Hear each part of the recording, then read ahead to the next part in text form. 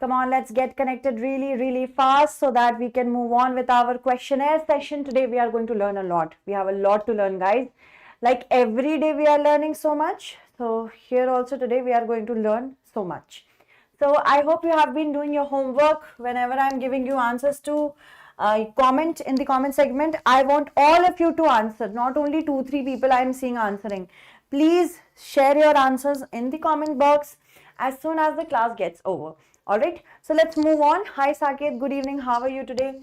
Let's move on and talk about this very important development. Global Muchi Rao. This is not Muti Rao. This is Muchi Rao. Okay. TI is supposed to be CHI. Like something like that. Muchi Rao. Okay. So don't say Muti Rao. It's not a term. What is Muchi Rao? It is actually an indigenous community. It is an indigenous community of whom? It is an indigenous community of Brazil. So we are going to discuss about it, not the tribe, but what is the Global Muchi Rao initiative. All right. So first of all, let's talk about it. First of all, let's talk. Just give me a moment, guys. Just give me a moment.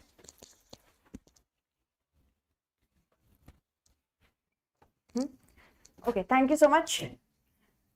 I had to ensure that we had the amount of light that we should have every day.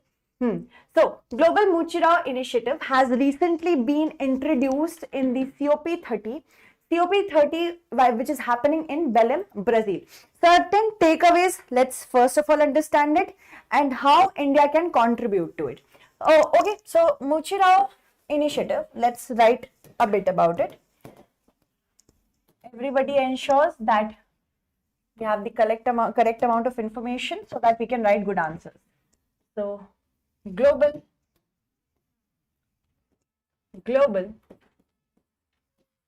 Muchi Rao initiative. It has been launched at the COP30, which is happening in Belém, Brazil. First of all, COP30. It is kind of a tradition, it is an initiative that will follow the tradition which is inspired by the Muchi Rao community or Muchi Rao indigenous tribes of Brazil. And this talks about that everyone must get collectively responsible for a collective goal. That means if any collective goal has to be achieved, everybody's contribution must be there. This is what we talk about also. For example, India, what does India say? That Vasudhaiva Kutumbakam, the world is but one family. So from that perspective only, just see how the Global Muchi Rao initiative is related to India. For example, if we have to ensure that really we must curb the amount of temperature that we are going to get in the days to come, we have to curb it. We have to limit the growth in the temperature rise. So everybody's contribution is needed, not only governments, but private citizens as well, the communities as well. Everybody has to come together so that we can get to the Paris Agreement goal of reducing the temperature by, we have to keep the temperature on an average by 1.5 degrees Celsius. We have to reduce in such a manner. So this is what the initiative says. Muchi Rao, collective hard work, collective, God bless this very sweet panel, always hangs, collective hard work for a collective goal. What is our collective goal? In the Paris Agreement, we gave ourselves a goal that as compared to the industrial era and before the industrial era is supposed to be timeline between 1850 to 1900. So whatever the temperature was there back then, we have to ensure that we reduce it by, on an average, by the end of this century, by 2100, we have to keep it 1.5 degrees Celsius lesser than whatever this temperature was. So this is our goal. Now here we have to do collective hard work. That means everybody must get included, be it private entities, be it citizens, be it government. Everybody has to work together. And we have to work together in the line of first climate financing, especially the promise that has been made by the developing countries in the Kyoto Protocol. That Kyoto Protocol, which was COP7, what did it tell us? That the developing countries should get financial help from the developed countries, because developed countries were the one who did their growth during this period of time, and this was done by the usage of fossil fuels. So because of the usage of fossil fuels, the countries were able to develop themselves. However, nowadays what is happening? Nowadays we are depending a lot upon fossil fuels. Most of the developing countries are dependent on fossil fuels, and we right now do not have that amount of money to do a transition from fossil fuels to renewable energy. That is why climate financing is important. Not only climate financing, but climate technology is also equally important. Climate clean technology. So if we have to achieve all of this, we must work collectively. So this initiative is a common platform for everyone. This is what we are talking about. Hi Bicky, how are you? Okay, next, let's move on to another sense. What is the scope? Scope is, it provides a multi-stakeholder approach. That means all the communities of the world, be it private, be it public, everybody will get involved in that across all levels. Even urban local bodies will also get involved. Your other government, your other rural bodies, Panchayati Raj governments, all will get involved, so that faster action on mitigation, adaptation and nature conservation can take place. Mitigation means what? Mitigation means to reduce the impact, to reduce the ill impact of any extreme weather event that is attributed by climate change. So if any sort of extreme weather event is taking place, for example floods or drought, that is because of climate change, that has to be reduced. This is known as mitigation. Adaptation means, yes, we have accepted that soon enough the temperature is going to increase, and because of that extreme weather events will take place. So how we will adapt to it, that is also important. So what kind of technologies we have, what kind of financing we have, that is important in this regard. So adaptation means ensuring that entities are inept, that entities are able to weather the storm. To weather the storm. Storm means the problem of climate change. And nature conservation means wildlife conservation, especially through forestation. So wildlife conservation, especially through forestation. Now currently the problem is better that we have moved in a position in which we are not even global warming. The globe is not warming, the globe is boiling. So now we have moved from the process of global warming to the process of global boiling. So this is also a concern. Why? Because some reports suggest that the temperature has already gone above 1.1 degrees Celsius to 1.55 degrees Celsius. Okay. Apart from that, we are increasingly, since the 1970s, we are increasingly seeing a rise in temperature. So that is not in line with what we want. We want that the temperature should remain between 1.5 degrees Celsius to 2 degrees Celsius according to the Paris Agreement. But if we are breaching this, we are moving towards global boiling. So that is why more and more, we can say, help is needed. So that is why this particular initiative has been launched. Now, moving towards what kind of digital platform it provides us during the COP30, we have come towards a digital platform as well. which will integrate all the data and all the financing track very efficiently, which is the digital platform named by the name of Maloka Digital Hub. Maloka Digital Hub has been launched recently only in the COP30. It will have a global participation platform which will show us what are the local climate actions, because the Muchirao initiative takes hold of everyone at the grass level as well, grassroots level as well. So whatever climate actions they are taking locally will also be updated.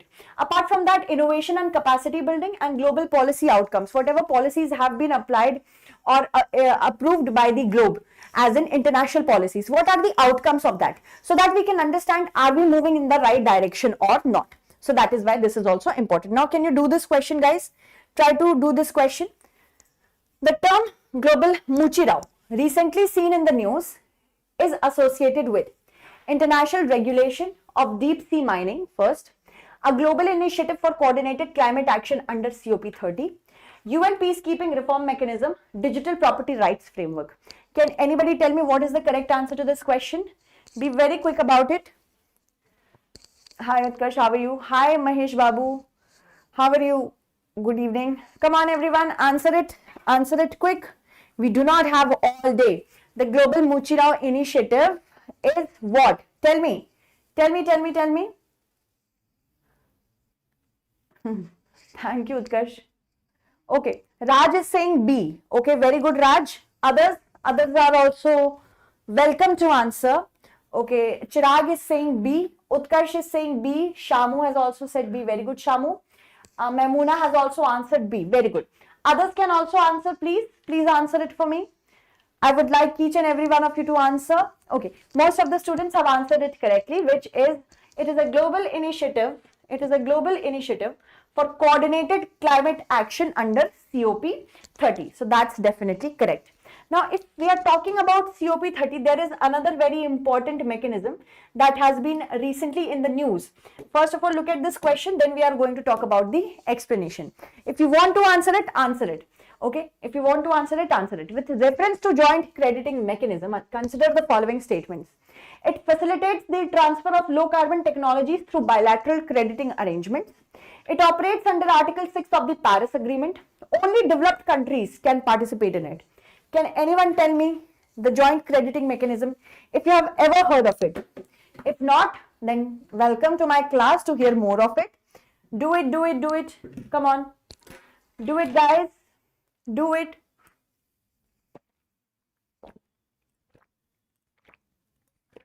Come on, answer it.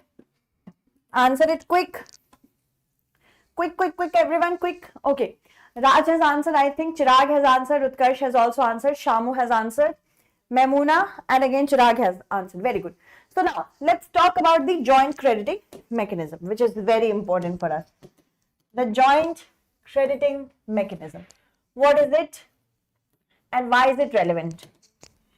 By the name of it, you can understand it has to do something with credits, money.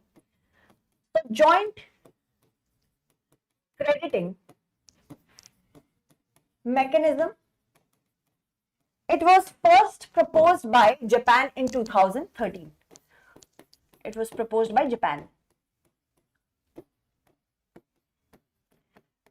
In the year 2013.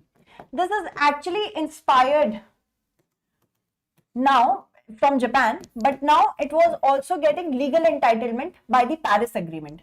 So legally, it is empowered by the Paris Agreement, Article 6. Article 6 of the Paris Agreement. All right. And under this, there is a mechanism. This mechanism, India has recently highlighted it. This mechanism says that if we want to ensure good climate financing and if we want to ensure good climate technologies, we have to work together. How? Earlier, Japan used to have bilateral agreements with different countries. Japan and a country X, for example. And these two used to have any sort of bilateral agreement. The bilateral agreement used to help in order to build very sustainable, environmentally sustainable projects. What kind of environmentally sustainable projects, guys? This means if any project is going to help ensuring that our climate remains clean and green, as well as in order to ensure that climate change doesn't occur, global warming is curbed, then that will be an environmental sustainable project. And whatever equitable sharing will come from this project will be divided between Japan and the country X. And initially, India and Japan were very dominant about it, because these two countries are the ones who came into any sort of bilateral agreement, and these bilateral agreements suggested that let's ensure that we deploy any project, and this project is able to help our environment remain clean. For example, they can go for an afforestation project, huge piece of land, many trees are planted, and with this whatever credits they earn, credits mean if they are able to solve the problem of carbon dioxide emission, they can earn credits with the help of UNFCCC, and that will be equally divided between the countries who have come into that bilateral agreement. So this joint credit mechanism has approved more than 200 projects. We have done more than 200 projects. Whatever benefits come of it, it is shared equitably. So this is what joint credit mechanism is, and India is trying to ensure that more countries know about it. That is why it is in the news. Okay. So now what kind of projects are there? For example, if any project is undertaken which is renewable in nature, renewable energy, green hydrogen and green ammonia, sustainable aviation fuel, biogas and waste to energy system, hard to abate industrial sector. Hard to abate industrial sector means those industrial sectors which emit a lot of greenhouse gases. So that is hard to emit, beg your pardon, hard to abate industrial sector. So that is what happening. That is what is happening. Keep slow writing. I'm okay. I may write fast. I will slow it down for you. Don't worry about it. Okay. So now renewable, all these kind of projects come under it. Now, how many countries are included here? Remember, how many countries are included in this project? Approximately, in this mechanism, approximately 31 countries are included. Initially, India and Japan. Both these countries were the ones who were involved in this project, but now more and more countries are also included. All right. So try to note it down with me, guys, because we have a lot to cover, and I'm trying to bring out more and more news for you on a daily basis. Okay. I hope you have written, guys. Can we move forward? Can we move forward, guys? Please do tell me. Today we are going to majorly talk about COP because COP is very much in the news. That is why. Can we move on, guys? Let's move on. Let's move on, guys. Moving on. Now can we do this question? It facilitates the transfer of low carbon technologies through bilateral crediting arrangements. Yes, that is definitely correct. Any bilateral crediting arrangement will do the work. It operates under Article 6 of the Paris Agreement. Yes, it does operate under Article 6 of the Paris Agreement. Second is also correct. Third, only developed countries can participate in it. No. As you saw that India is also a participant here. So India is not a developed country. But from that perspective, if ever, even if you do not know which countries are a part of it, just imagine. Developing countries are the ones who need a lot of money and technology. So that is why not only developed countries, but developing countries can also participate. So first is correct, second is correct, but third will not be correct. So 1 and 2, option A will be the correct answer over here. All right, moving on to the next one. Let's see. Oral rehydration salts. There is a very important development. First of all, look at the question, then we will look at the answer. With reference to WHO recommended ORS, consider the following statements. ORS works on the principle of glucose-mediated sodium absorption in the intestine, first. Second, trisodium citrate is used in ORS to help treat metabolic acidosis. ORS is categorized as a food supplement under the Indian regulation. So what should be the correct answer? What should be the correct answer? Do tell me. Anybody wants to solve this question is more than welcome. Do it, guys. Do it. Do it, guys. Come on. Come on. You can do it. Come on, guys. Do it fast. Answer it. Try to answer it. ORS is a lot in the news nowadays. Try to answer this question. Try to solve it. You have it in you. You can solve it. Just you have to try. Okay, Shamu has answered. Others? Others, apart from Shamu, we need more answers. Memuna has also answered. Very good, Memuna. Others, please answer. Is it a food supplement, guys? Is it a food supplement? Please answer. Yes, there is a problem with India here. There is a problem. Okay. Now, let's talk about ORS. Why we are discussing it. First, let's talk about that. Understand that ORS, yes, it does work on the principle of glucose-mediated sodium absorption in the intestine. I will tell you how. Next, trisodium citrate. It works to treat metabolic acidosis. Yes, this is correct.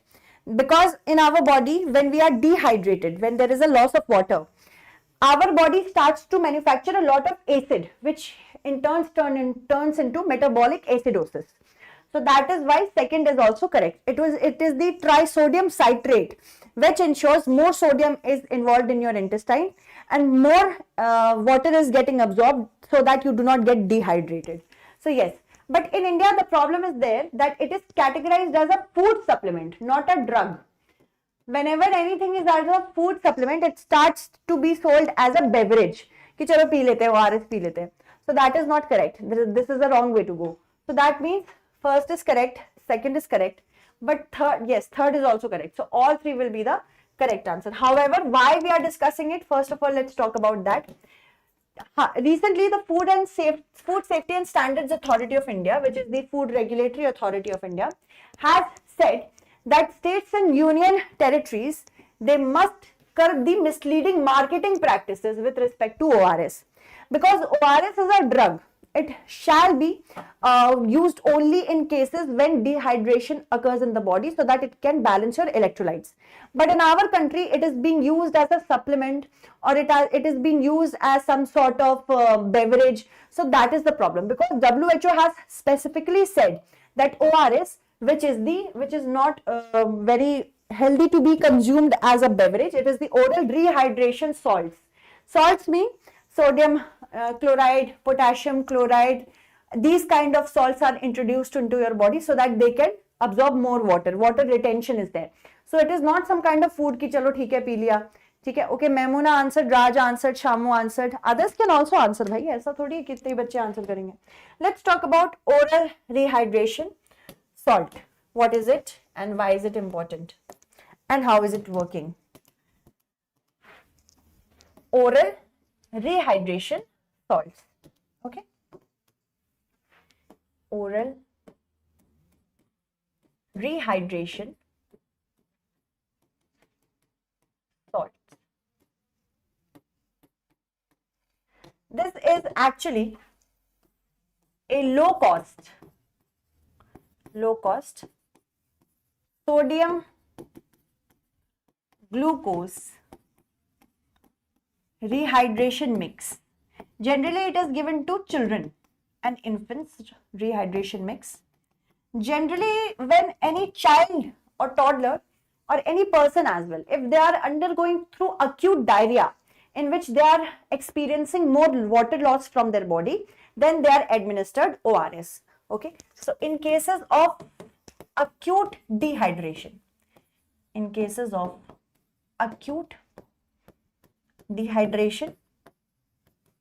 specifically due to diarrhea,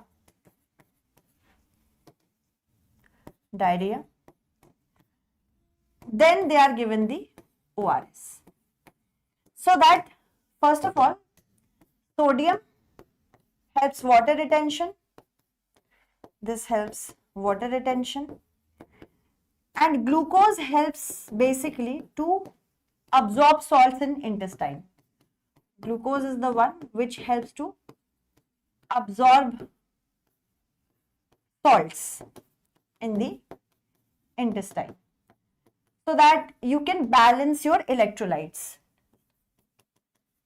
Why? Especially in children, to balance electrolytes. Who says that it is a drug? WHO says it. The WHO says that it is a drug.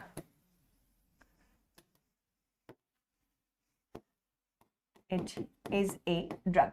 Remember that. Dehydration due to not diarrhea but water loss. Water loss, which can occur due to diarrhea, but there are more cases where water loss generally occurs. If you go out in the heat for too long, that is also a problem. Okay, so write it down, guys. ORS, generally you may have heard it. In India, it was recently in the news. Why? Because many ORS products had a lot of sweet content, sweet or sugar content in them. So why we are feeding our children so much sugar? That was also in the news. Come on, write it down, guys. Written? If you have written, please tell me. Let's move forward. Can we move forward? It is a conglomeration or a mix of many salts. So we are going to discuss that as well. What kind of salts are in the ORS? Okay. So if anybody has an answer to that, they can answer that as well. Waiting for your answer, guys. If anybody has the answer to that, they can answer that as well. I hope you have written. Let's move on. What kind of salts are there? And what do they do? Salts in the ORS and their mechanism. Salts in the ORS and their mechanism. How does it help in rehydration? Salts which are used is first sodium chloride, which is also the common salt, potassium chloride, then you have glucose, anhydrous, that means without water, glucose which is anhydrous in nature, and trisodium citrate. Trisodium citrate. Earlier, in case of trisodium citrate, we used to use sodium bicarbonate. Earlier, what did we use? Sodium bicarbonate. Okay, keep that in mind because that could also be asked. Earlier, sodium bicarbonate was used, and now in place of it, trisodium citrate is used. Okay, now let's understand how do these salts actually work. How do these work? How? First, sodium is given for water retention. Okay, this is given for water retention because we know that sodium is absorbing water. And how will your body absorb this? By having glucose. Glucose goes into the intestines, and in the intestines, it will help in the absorption of sodium. So, absorption of sodium occurs due to glucose in the intestines. Once it is able to have the absorption of sodium, sodium will help your body, your gut to retain water. Alright. So, this is the work of sodium and glucose. If we talk about trisodium citrate helps to treat metabolic acidosis. So, trisodium citrate does what? It helps you to treat metabolic acidosis. What is metabolic acidosis? As I mentioned, that it is the excessive acid being produced in the body. So that is why we have started using trisodium citrate instead of sodium bicarbonate. So this is how ORS actually works in our body. All right, sodium works like that. ORS works in our body. So this is very important. Sometimes mechanisms can also be asked in your pre and mains, both kind of examinations. That is why it is necessary to know about it. All right. Written, guys? Written? Try to write it along with me. I know it may be like initially I may feel like that you are not writing fast enough because I expect a lot from you guys that you are writing along with me. But if you feel that sometimes if I'm moving too fast, you can tell me as well. I want to ensure that we cover as many news as possible in the 50 minutes or 55 minutes of time.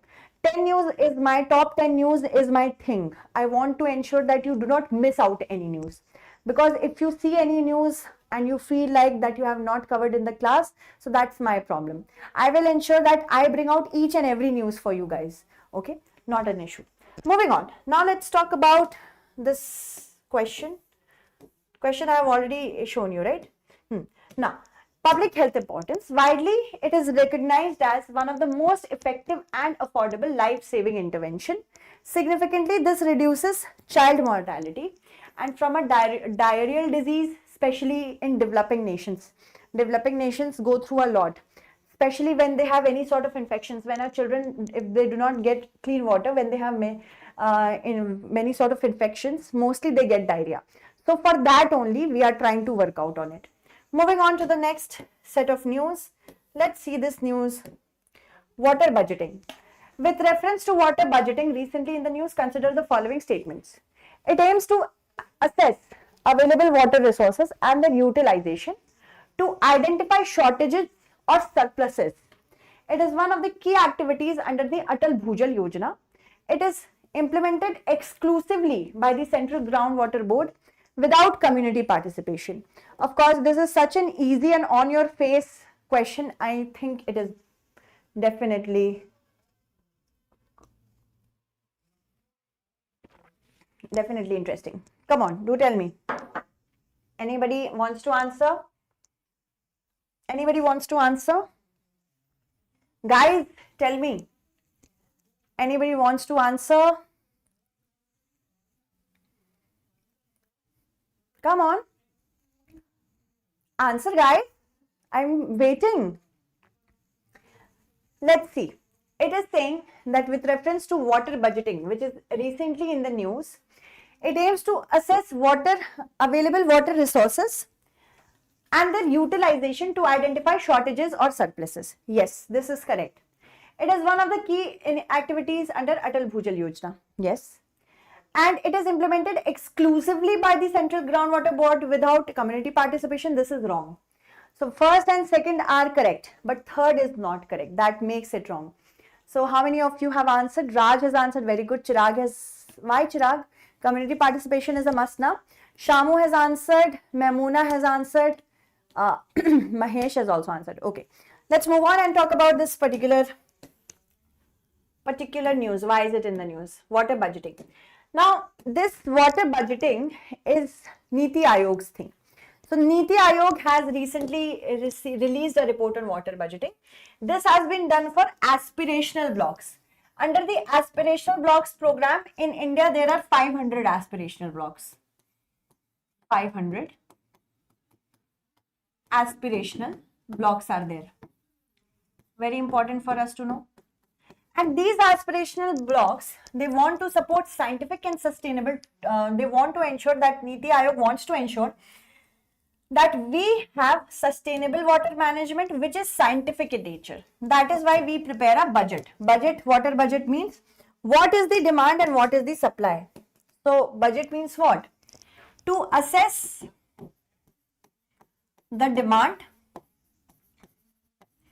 and supply. Okay. So to understand the demand, we have to understand what is the usage. To understand the supply, we have to understand what are the water resources. So this is what water budgeting means. We have to also estimate what will be the future demand. So not only the current demand, but the future demand is also important. Current as well as the future demand, both are important. All right, so both are important. We have to keep this in mind. This water budgeting is a very intensive procedure. We are going to discuss about it. Water budgeting, write it down. What is water budgeting? Let's talk about it. In water budgeting, what components are there? So you can write components of water budgeting. First, components of water budgeting. First, we see what is the availability of water. This is the first thing that we see in water budgeting. Obviously, availability of water. First, availability of water. That means what are the groundwater resources?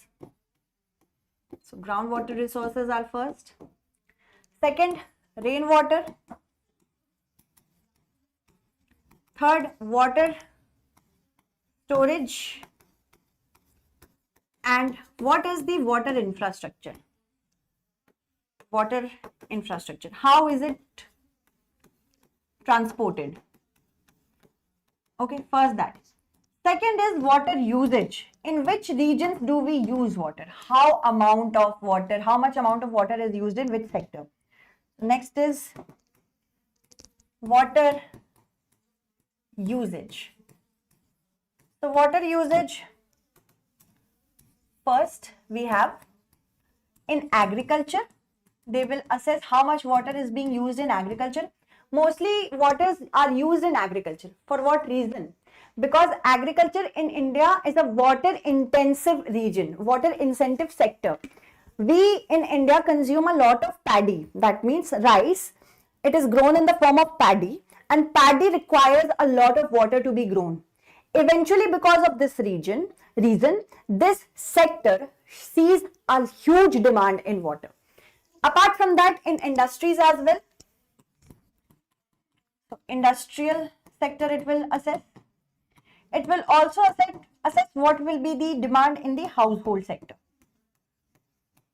Next, what are the future estimations? This is also important. Future estimations. So future estimations on demand and supply, on both demand and supply. This will also be seen. And what are the next is what are the seasonal variations of water? Seasonal availability and variation in water supply and demand. So all these are the components of water budgeting. It is important to continuously keep in touch with amount of water. Why? Because in India, groundwater is the most important source of water, and the water level is decreasing day by day. When the water levels decrease day by day, what happens is that we get slower and lower amount of water for our use. And eventually we have to ensure that we are ready and prepared for it. That is why Niti Aayog continues with this report. It continues to tell us what are the reasons why are you not getting enough water and what are the reasons why are you getting enough water. Okay, so it helps in understanding the demand and supply gap. What is the demand and what is the supply for it? It also helps to plan water security. In the future, if there will be a change in the frequency or something like that, how can we manage it? Apart from that, conservation measures. What are the best measures to conserve water? What are the storage practices? Can we increase it? Can we do rainwater harvesting? We have already seen Catch the Rain program under the Jal Jeevan mission. So all this is important. Efficient irrigation practices, for example, Pradhan Mantri Krishi Sinchai Yojana, and sustainable groundwater management as well. So the water budgeting procedure, it is well aligned with our programs such as the integrated water management program, as well as it is a key activity under the Atal Bhujal Yojana, the groundwater Yojana. Okay, so that has to be kept in mind, and community participation is very important. That is why first and second is correct, but third is not correct. So first and second, option A, 1 and 2 only will be our correct answer. Next, let's move on to the next question. See this question. With reference to the 2024-2025 crop production, consider the following statements. All major cereal grains, which also includes millets, recorded positive growth trends. First, oil seed production increased primarily due to expansion in rapeseed and sesame cultivation. And third is saying India continues to be world's largest producer, consumer and importer of pulses. Can you do it for me? Can you guys do it for me? Come on, do it. Try to do this question, guys. Recently, the Union Farmers Minister has said that India has seen a record production of food grains. And that is why I am asking you this question. So if anybody wants to answer, they are most welcome. Try to answer it. Try to answer it, guys. Be quick about it. Try to answer it. Be quick about it. Be quick about it.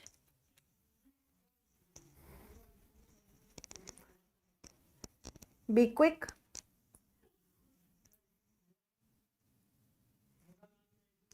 Come on, come on, come on. Anybody? Raj has said A. Anybody else wants to tell me the answer? Okay, Mahesh has also said A. Shamu has answered D. Mamoona has said A. Khan has said A. Okay, others can also answer, please. Thank you so much. Okay, let's move on. So all major cereal grains, which includes millets, rice, maize, wheat, they have seen a record production. So that is definitely correct. Oilseed production has increased primarily due to the expansion in rapeseed and sesame. Now, we know that there is an excess of oilseed production. That is definitely correct. But it is not true that it has occurred due to rapeseed and sesame. Why? Tell me the reason. It has been done because of soybean and groundnut. The heroes or heroines are soybean and groundnut. Alright. So keep this in mind. 1 and 2. So that makes 1 to be correct, but second is incorrect. India continues to be the world's largest producer, consumer and importer. That is definitely correct. That India is the world's largest producer, largest consumer and largest importer. Why? Because India is primarily a vegetarian country. In our country, mostly people are dependent on pulses to get their protein requirements. Hence, even if we are a good amount of producer, we produce a lot, but we still are not able to fulfill the needs of the domestic market. That is why we have to import. Although we have a national mission on pulses, which has been recently introduced this year only for next 5 years, to concentrate over certain very important pulses such as tur, urad, moong, but still we are not able to satisfy the needs. So let's talk about this record food production, food grain production, which has recently been announced. So the Union Ministry of Agriculture and Farmers Welfare has announced that we have our final crop data. Final crop production estimates for the year 2025. Alright, so first, food grain production has increased and oil seed production has also increased. So let's talk about it. In food grain production, we have seen a record production in food grains, especially paddy, wheat,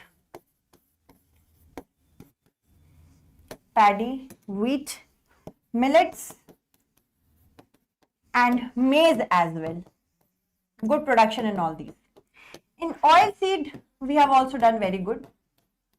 Specifically, if we compare our production from 2023 to 2024, what happens? That 8% increase has been registered in oilseed production, especially because of soya bean and groundnut.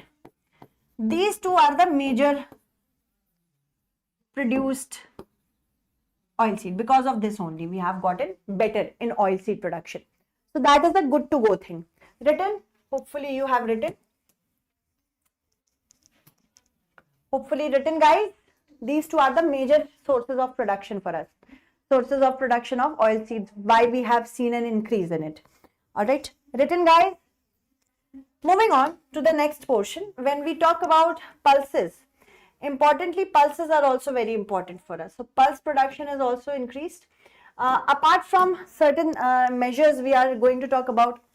Apart from certain measures, we are going to talk about the pulses mission, self-reliance in pulses. That is also important for us. So MSP procurement insurances specifically for pulses, such as tur, such as urad, such as chana and moong. This has boosted farmers' participation as well as income. In the next 5 years, from 2025-26 to 2030 to 2031, we are going to target domestic sufficiency, that we are self-sufficient in food grain production, and India still remains world's largest producer, consumer and importer of pulses. So that makes it eminent in here. Now, correct answer to this question will be, first is correct, yes, second is incorrect, third is correct. So option A, whosoever has answered option A, very good, you guys have answered it correctly. Moving on to the next one, let's see the next one. Seychelles, we are going to talk about Seychelles. See this question.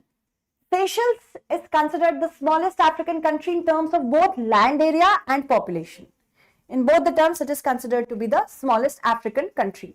Seychelles is composed primarily of flat coralline islands located on the Mascarene Plateau.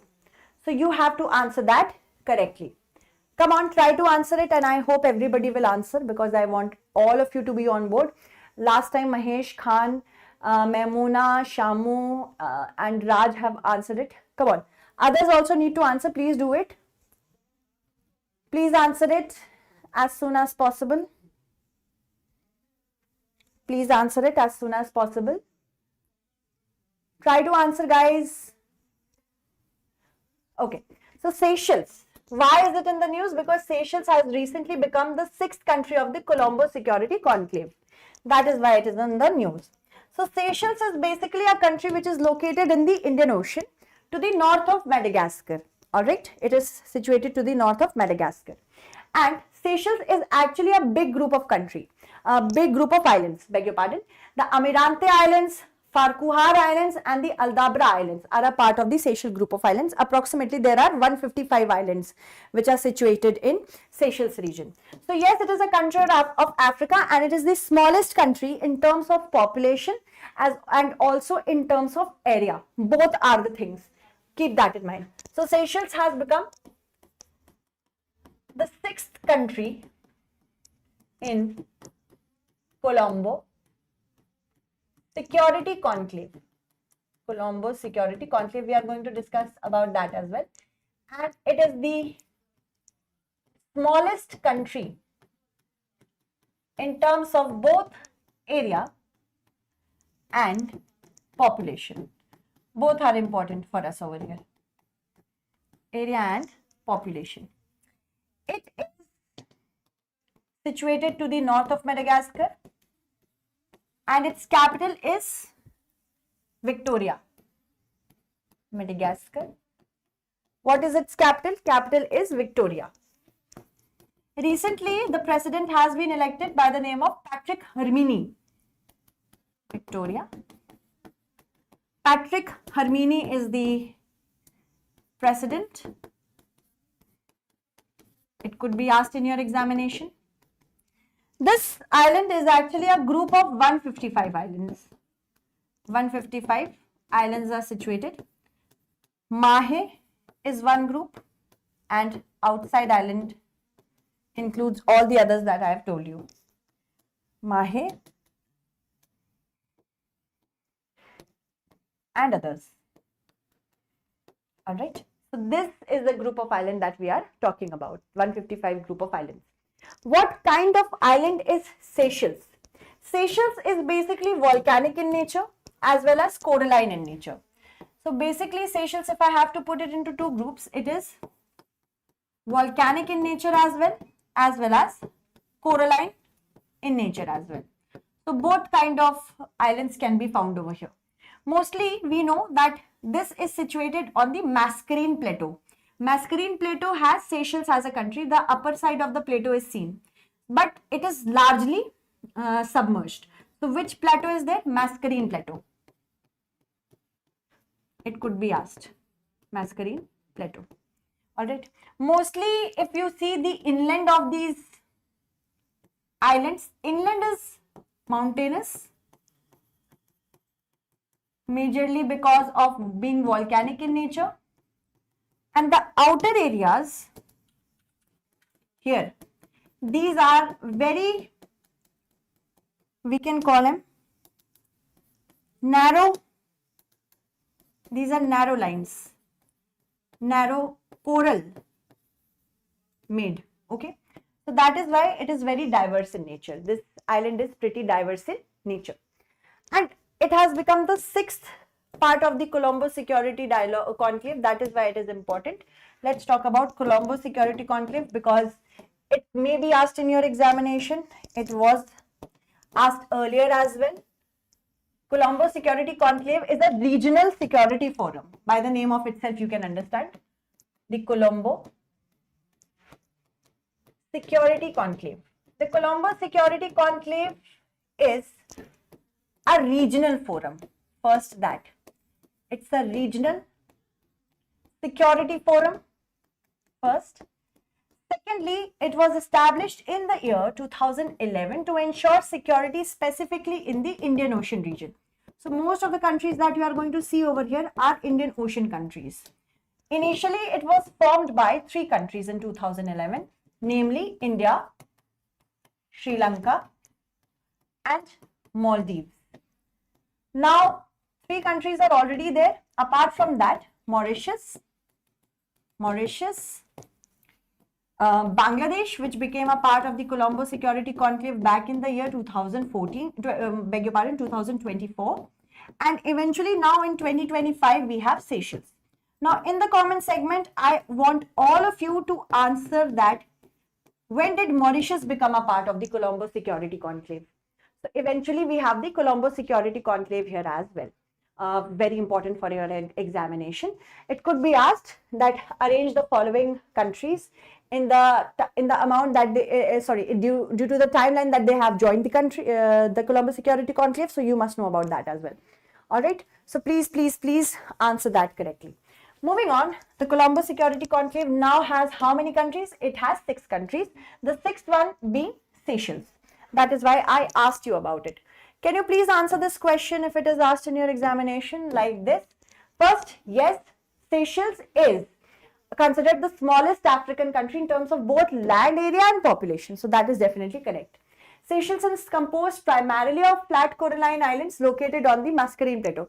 That is also correct. So both are correct. And tell me, is it correctly explaining the first one? Both A and R are true and R is the correct explanation of A, or both A and R are true but R is not the correct explanation of A.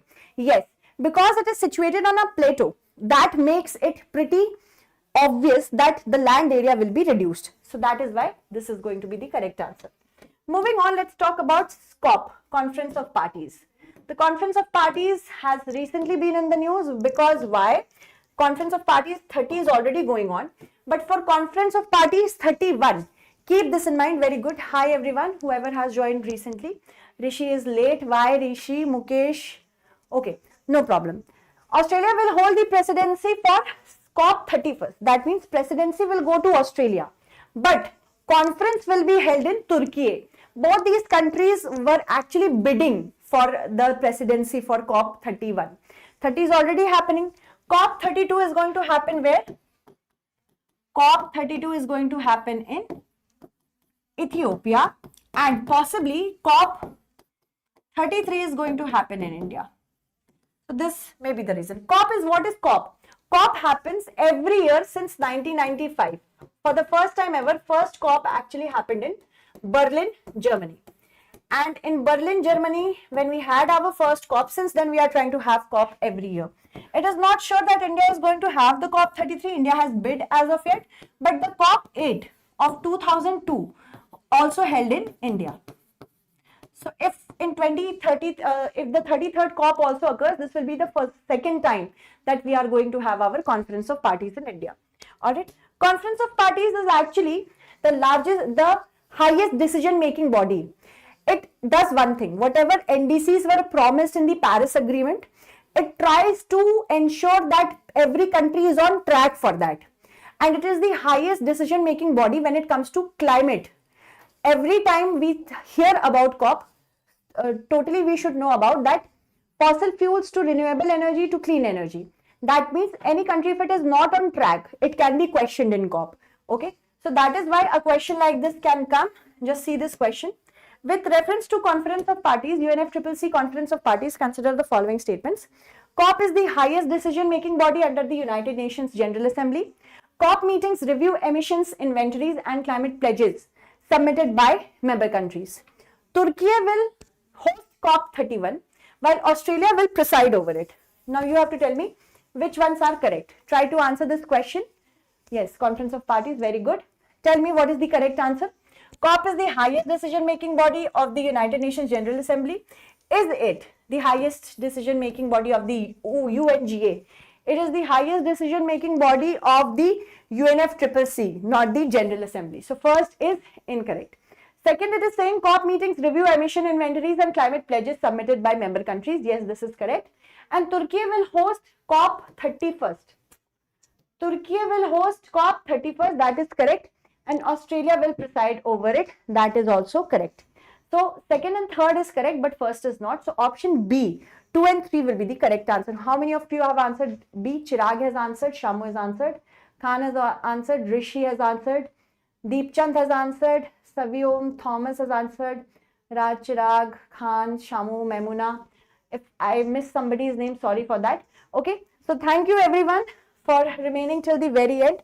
I just want to give you a question for your comment section answer. You have to answer it correctly, and tomorrow I will take the names of those who have answered it correctly. So the phrase procedure established by law under Article 21 originally was adopted from United States Constitution, Japanese Constitution, Irish Constitution, or Canadian Charter of Rights. Alright, you have to tell me. Let me take the names of those students who have answered my last question correctly, because that is also important. Then only you will answer this question. Otherwise, you will feel like, "Arey baap re, उस समय तो ma'am ने नाम ही नहीं लिया था." So why should we answer this question, guys? है ना? ऐसे ही लगता है ना तुम लोगों को, तुम लोग बहुत शैतान हो. रुक जाओ. So yesterday did I ask any question? Yes, I did. So who have answered it? Sanjana answered it. Isha, Umang, Shreya, Sachin have answered it. All these children have answered, and Shilpi has answered. Okay. So now you have to answer it in the comment section. Whenever I say comment section, means not this live comment, but when the class gets over, you have a comment tab separately under your YouTube video there. Alright. So do tell me what is the correct answer to it. Till then, thank you so much. Bye-bye. Please do come every day at 5 p.m. From 5 to 6, we learn a lot of news. Okay. Bye-bye. Take care.